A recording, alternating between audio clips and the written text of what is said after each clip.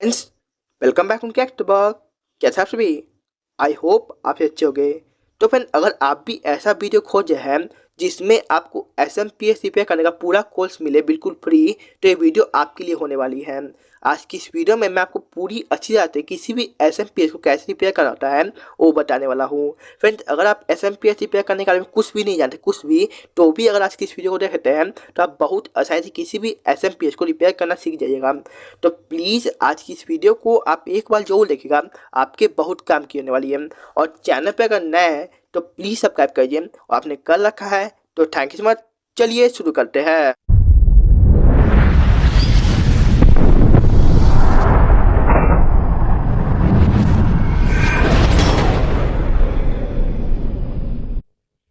तो फ्रेंड्स, सबसे पहले मैं आपको SMPS सप्लाई मतलब स्विचिंग मोड पावर सप्लाई को कैसे काम करता है वो बता देता हूँ। अगर फ्रेंड ये आप जान लीजिएगा तो आप किसी भी SMPS को बहुत आसानी से रिपेयर कर लीजिएगा। तो चलिए शुरू करते हैं।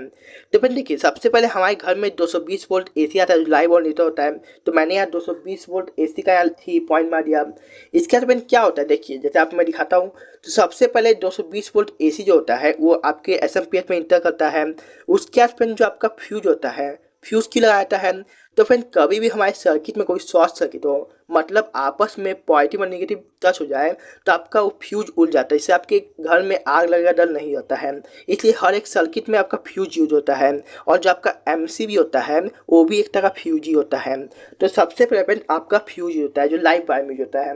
तो मैं यहाँ ऐसे इसको लगा देता हूँ और इसको यहाँ फ्यूज लिख देता एफ लिख देता हूँ, और जो आपका न्यूट्रल और डायरेक्ट चल जाता है। इसके बाद फ्रेंड बहुत से सर्किट में MOV यूज होता है। अब ये MOV क्या होता है? तो MOV का full form metal oxide white होता है। ये क्या करता है फ्रेंड, आपके सर्किट में कभी भी हाई वोल्टेज, जो आपकी हाई वोल्टेज जैसे 300 350 ऐसे होती है वो हाई वोल्टेज, तो आपके सर्किट में आता है तो अपने आप को शॉर्ट करता है, आपस में टच आता है, जिससे आपका फ्यूज उड़ जाता है, आपका फिर आगे सर्किट लाइन नहीं जाता है और आपका सर्किट, इसलिए MOV लगाता है। तो मैं यहाँ MOV का साइन मारता हूँ। MOV का साइन कुछ इस तरह का होता है। अब यहाँ से आपका MOV लग गया। इसके बाद फिर एक NTC होता है, निगेटिव टेम्परेचर को सफिशिएंट। तो ये क्यों लगाता है?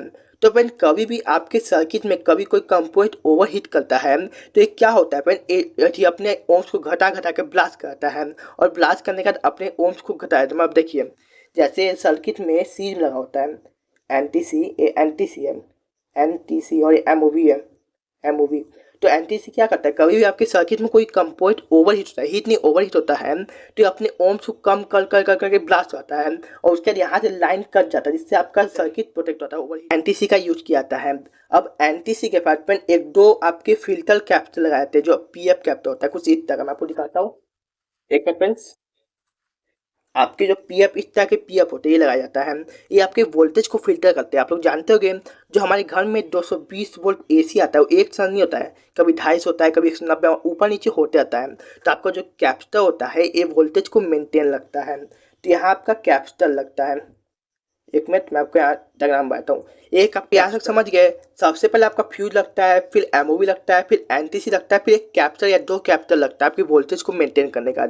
तो उसके बाद फ्रेंड आपने देखा होगा बहुत से सर्किट में कुछ इस तरह का इंडक्टर कॉइल लगता है। तो ये बहुत लोग इसको ट्रांसफार्मर समझते हैं, पर ये ट्रांसफार्मर नहीं होता है, एक कॉइल होता है। कॉइल किस लिए होता है?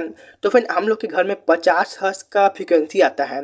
तो कभी कभी क्या होता है फ्रेंड, ये जो 50 हर्ट्ज है, एक कभी 60 आता है, कभी 45 होता है, मतलब ऊपर नीचे होते रहता है, जिससे हमारे सर्किट को प्रॉब्लम हो सकता है, खराब हो सकता है। तो जो हमारा इंडक्टर कॉइल होता है वो फ्रीक्वेंसी को ठीक करने के होता है, मतलब एक सन रखने के लिए। तो हमारा इंडक्टर कॉइल होता है कुछ इस तरह का। देखिए, इंडक्टर कॉइल कुछ इस तरह का होता है। मैं IC लिख देता हूँ, इंडक्टर कॉइल। मैं सबका नाम लिख रहा हूँ, इससे फ्रेंड इस तरीके से आप समझिएगा तो आपको किसी भी SMPS को रिपेयर करने में कभी दिक्कत होगा ही नहीं। उसके बाद फ्रेंड इंडक्टर लगाने के बाद आपका AC वोल्ट को DC में कन्वर्ट किया जाता है। कि फ्रेंड आप लोग जानते हैं जो हमारे SMPS के आउटपुट में निकलता है वो DC वोल्ट होता है। तो यहाँ DC वोल्ट को कन्वर्ट करके 4 डायोड को ब्रिज बनाया जाता है। ये देख सकते हैं आप, यहाँ 4 डायोड को ब्रिज किया गया है, जिससे जो आपका AC वोल्ट है वो DC में कन्वर्ट होता है। तो कैसे होता है? तो मैंने उस पर अलग से एक वीडियो बना रखी कि जो आपका रेक्टिफायर होता है कैसे बनता है। अगर आपने नहीं देखा तो डिस्क्रिप्शन लिंक है, आप जाके देख सकते हैं। तो मैं जल्दी से यहाँ इसका डायग्राम बना के आपको दिखाता हूँ। मैंने यहाँ इसका एसएमपीएस का एटी मार दिया, मतलब जो इसके बाद होता है इंडक्टर कॉइल का एसी को डीसी में कन्वर्ट किया आता है। तो ये देखिए मैं आपको दिखा, यहाँ का गलती हो गया था, तो यहाँ भी रेक्टिफायर बनाया है। तो यहाँ एसी थी लाइन देगी हम। अब जो आपका ये सिल्वर पट्टी होता है ऊपर का, ये आपका पॉजिटिव होता है, और जो बिना सिल्वर पट्टी होता है निगेटिव होता है, ठीक है। अब यहाँ से लाइन निकलने के बाद आपका यहाँ एक पॉजिटिव और निगेटिव हो गया। तो यहाँ एक कैपिटल लगाता है, ये क्या दो जितने कैपिटल आप लगा सकते हो तो कोई दिक्कत नहीं है। तो कैपिटल लगाता है, क्यों लगाता है? तो फिर ये आपके वोल्टेज को फिल्टर करता है, जो आपका एसी वोल्ट डीसी में कन्वर्ट होता है तो वो भी हल्का अथी करता है, मतलब फ्लक्चुएट करता है, कभी ऊपर नीचे होता है। तो इसको भी मेंटेन करेंगे, यहाँ कैपिटल लगाता है।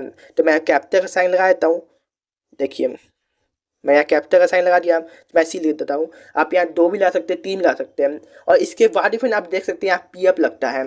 तो फिर जो आपका पीएफ कैपिटल होता है एसी में भी यूज होता है और डीसी में भी यूज होता है, पर जो आपका इतना कैपिटल होता है ये सिर्फ डीसी में ही यूज होता है। तो आप ये लगा दिए, उसके बाद फिर आपका पीएफ लग गया। अब उसके बाद फिर क्या होगा, आपका जो आईसी ट्रांजिस्टर मोस्फेट होगा स्विचिंग के लिए, वो आपको जो आपका ट्रांसफार्मर उसको स्विच कराएगा। अब ये स्विचिंग क्या है, चलिए इसका डिटेल से बातें हैं। तो अपन जो आपका एसएमपीएस ट्रांसफार्मर होता है, चॉपर ट्रांसफार्मर, इसको चॉपर भी कहा जाता है, तो आपका वो डीसी में काम नहीं करता है, वो एसी में काम करता है, एसी फ्रीक्वेंसी में काम। ट्रांजिस्टर मोस्फेट आईसी होता है, क्या होता है जब इसको डीसी में देता है तो इस स्विचिंग करके एसी फ्रीक्वेंसी बनाता है जो 50 हर्ट्ज का होता है। तो फ्रीक्वेंसी बनाता है तो इस ट्रांसफार्मर को देता है फ्रीक्वेंसी बना के। तो फिर आपका जो ट्रांसफार्मर होता है उस स्टेप डाउन करता है, जो आपका वोल्टेज या सिग्नल समझिए उसको स्टेप डाउन करके आगे देता है इतना के डायोड में। आपने देखा होगा जो भी एसएमपीएस सप्लाई होता है उसके ट्रांसफार्मर के ठीक सामने एक डायोड लगा होता है, कुछ इतना का नहीं तो कुछ इतना का, जो शॉर्ट की डायोड होते हैं ट्रांजिस्टर की तरह। तो ये क्या करता है, जो इसका एसी वोल्ट है, क्योंकि ये प्योर एसी नहीं रहा, क्योंकि ये आपका ट्रांजिस्टर को स्विच करके एसी फ्रीक्वेंसी दे दिया, तो ये जो आउटपुट में कम फ्रीक्वेंसी निकाला एक स्टेप डाउन करके उसको ये प्योर डीसी आते हैं। उसके बाद जो इंडक्टर कॉइल होते हैं ये भी वही प्योर करने के लिए होता है। तो उसके बाद आपका जो ट्रांसफर कैप्टर ये भी वोल्टेज को एडी करता है, मतलब फ्लक्चुएट नहीं हो जाता है। तो एसएमपीएस कुछ इसी तरह काम करता है, और जब बहुत सारे कंपोनेंट अलग काम होता है पर मोटा मोटी यही काम होता है। अब चलिए रिपेयरिंग पे, किसी भी एसएमपीएस को रिपेयर करने के लिए आपके पास एक मल्टीमीटर होना बहुत ज़रूरी है। अगर आपके पास मल्टीमीटर नहीं है तो आप किसी भी एसएमपीएस सप्लाई को रिपेयर नहीं कर सकते हैं। तो फिर क्या करना है, आपको एसएमपीएस सप्लाई चेक करने के लिए उसका 2 तरीका है। मैं आपको 2 तरीका बता देता हूँ। तो फिर जो एक तरीका है वो हल्का खतरनाक माना जाता है, क्योंकि उसमें लाइन चालू करके हमें काम करना होता है। हम इसमें मेन लाइन देते हैं, उसके बाद सब जगह वोल्टेज चेक करते हैं, कहाँ तक वोल्टेज आ रहा है कहाँ तक नहीं आ रहा है, तो वहाँ काम करते हैं। लेकिन फ्रेंड मैं आपको ये सजेस्ट नहीं करूँगा, मैं आपको बता दूंगा पर ये सजेस्ट नहीं करूँगा, क्योंकि फ्रेंड जो नया नया मैकेनिक होते हैं उनको करंट हमेशा आता है सही तरीका में। तो आपको क्या करना है फ्रेंड, आपको पार्ट पे पार्ट कंपोनेंट चेक करना है। अगर आप पार्ट पे पार्ट कंपोनेंट को चेक करते तो आपका जो फॉल्ट है आपके सामने आ ही जाता है और आपको करंट नहीं लगता है। तो सबसे पहले मैं आपको पार्ट पे पार्ट चेक करना बताता हूँ, उसके बाद आपको मेन लाइन देके चेक करना बताऊँगा। तो सबसे पहले मैं आपको क्या बताता, यहाँ डायग्राम के थ्रू बताया था। और एक और बात को मैं क्लियर करता, बहुत से लोग कहेंगे मैंने सिर्फ यहाँ तक डायग्राम के थ्रू बताया, जो आपका ए कैपिटल तक होता है बी रेक्टिफायर, मैंने इसके आगे क्यों नहीं बताया, क्योंकि मैं इसके आगे बताता तो आपको उतना अच्छा समझ में नहीं आता। यहाँ तक आपको समझ आ गया पर डायग्राम में आपको उतना समझ नहीं आता, इसमें आपको प्रैक्टिकल करके बता दिया। तो आप देखिए, तब आपको मल्टीमीटर क्वांटिटी बोर्ड लगाना है, उसके जितने भी कंपोनेंट आपको दिख रहे हैं, ये तो हल्का हेवी सप्लाई क्योंकि ये कंप्यूटर का एसएमपीएस सप्लाई इसमें बहुत ज़्यादा एथी होता है। तो मैं इसको लेता हूँ यहाँ जो आपका है। तो इसको चेक करना कैसे चेक करना है, तो आपका सबसे पहले क्या है, सबसे पहले फ्यूज है, फ्यूज को ऐसे किया जाता है। तो फ्यूज में आपको दोनों पॉइंट लगाना है, और इस तरह से शॉर्टिंग आ रहा है बी पा रहा है तो आपका फ्यूज ठीक है, और इस शॉर्टिंग नहीं आ रहा है तो आपका फ्यूज खराब होता है। कुछ लोग यहाँ एक गलती करते हैं, कभी भी हमारा फ्यूज़ खराब होता है तो डायरेक्ट फ्यूज़ को चेंज करके मेन लाइन देते हैं, जिससे उनका फ्यूज उड़ जाता है तो कोई और कंपोनेंट उड़ जाता है।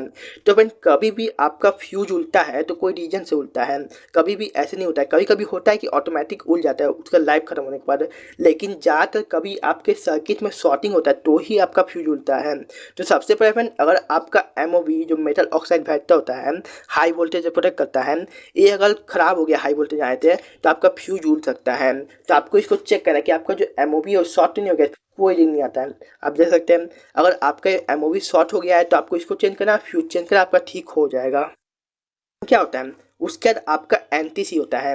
तो एनटीसी चेक करने का तरीका, इसमें शॉर्टिंग आता है कुछ इस आते हैं, तो इस तरह 20-10-15 ओम आएगा तो ठीक है। अगर बहुत कम हो रहा है ओम आ रहा है 1-2-3 आ रहा है तो आपका एनटीसी खराब है तो आपको चेंज करना होगा। उसके बाद फिर क्या होता है इंडक्टर कॉइल। तो इंडक्टर कॉइल में क्या है फ्रेंड, ये सीधा ही लाइन है ना, आपको इसको चेक करना है। देखिए इस तरह कुछ मैं आपको दिखाता हूँ, जैसे ये 2 लाइन है तो इन दोनों आपस में आपको ये लंबा लंबा चेक करना है, इसको इसको और इसको इसको। चेक करता हूँ मैं, तो देखिए बी पा रहा है, बीप आ रहा है। अगर ये लंबा लंबा बीप नहीं आ रहा तो ही खराब होता है, और ये दोनों आपस में लीक नहीं होना चाहिए। तो देखिए इस तरह से, और ये दोनों आपस में लीकिंग और ही शॉर्टिंग आ रहा है तो आपका इंडक्टर खराब है। एनटीसी और इंडक्टर के पास आपका होता है कैपिटल, जो पीएफ कैपिटल होता है, जो आपकी एसी वोल्ट को फिल्टर करता है। तो आप देख सकते हैं यहाँ इस पर कोई शॉर्टिंग नहीं आती है। अगर शॉर्टिंग आ रहा है, हल्का ओम भी आ 100-200 ओम भी आ रहा है, तो भी आपका कैपिटल खराब है वाला पीएफ, तो आपको चेंज करना होगा। उसके बाद क्या होता है फ्रेंड, आपका 4 डायोड होते हैं, आपको एसी को डीसी को कन्वर्ट करता है। तो इसमें 500 एक तरफ नहीं आता है, एक तरफ से कोई नहीं आता है, मतलब इसमें कोई शॉर्टिंग नहीं आती है। देखिए आगे ना आ रहा है, मैं आपको दिखाता हूँ। 600 कुछ आ रहा है, कोई दिक्कत नहीं, और 500 आ रहा है तो कोई दिक्कत नहीं है। मैं नेक्स्ट चेक करता हूँ, ठीक है। अब चेक करता हूँ, इस पर भी आ रहा है, मतलब ठीक है। तो आपका ये ड्राइवर भी ठीक है। अगर ड्राइवर में कोई दिक्कत है, आप ड्राइवर चेंज कर सकते हैं, जितने नंबर का है वो लगा सकते हैं। उसके बाद फिर आपका मेन कैपेसिटर होता है, इसको चेक करना है। इस पर क्या होता है फ्रेंड, कभी कभी शॉर्टिंग आता है। ये देखिए इस पर हल्का रीडिंग आया फिर चल गया, मैं पढ़ता हूँ तो हल्का बीप आया फिर चल गया। तो ऐसा क्यों होता है फ्रेंड? तो फ्रेंड आपका जो कैपेसिटर होता है हल्का चार्ज होता है, चार्ज होने के बाद हल्का रीडिंग आता है तो कभी बीप आता है। अगर लगातार रीडिंग आ रहा है, बीप आया, तो आपका कैपेसिटर खराब मारता है। कैपेसिटर के बाद आपका कुछ ये सब है, रेजिस्टेंस ये सब कुछ है, तो ये सब चेक कर लीजिए, चेक करना तो आपको आता ही है। उसके बाद आपका जो ये ट्रांजिस्टर को चेक करना है। ट्रांजिस्टर चेक करने का क्या तरीका है, शॉर्टिंग कुछ इतना नहीं आती है, जैसे इसमें शॉर्टिंग आ रहा है तो इसमें भी खुद देर की शॉर्टिंग आ रहा है, क्योंकि कैपिटल चार्ज हो गया। देखिए सामने जो है, देखिए शॉर्टिंग आ रहा है, फिर ये चल जाए कुछ देर में, देखिए चल गया, तो ये कैपिटल चालू आता है, तो ये ठीक है। और इस पर शॉर्टिंग आता है तो आप इसको चेंज कर सकते हैं, नंबर लगा सकते हो दूसरे नंबर का। तो देखिए मैं चेक करता हूँ तो ठीक है, और ये खराब है तो आप चेंज कर सकते हैं। उसके बाद फिर आपका प्राइमरी सेक्शन में ज़्यादा कुछ नहीं होता है। तो फिर आज के लिए इतना ही। अब पार्ट 2 में आपको सेकेंडरी सेक्शन रिपेयर करना सिखाऊंगा, तो क्योंकि फिर वीडियो बहुत लंबी हो गई है।